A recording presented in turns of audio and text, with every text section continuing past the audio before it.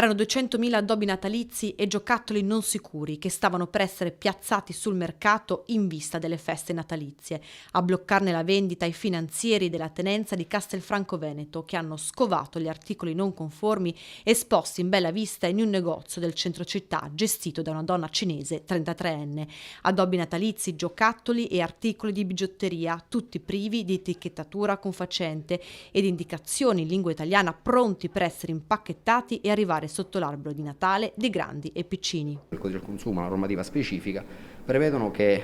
l'etichettatura sia la più esaustiva possibile, al fine di tracciare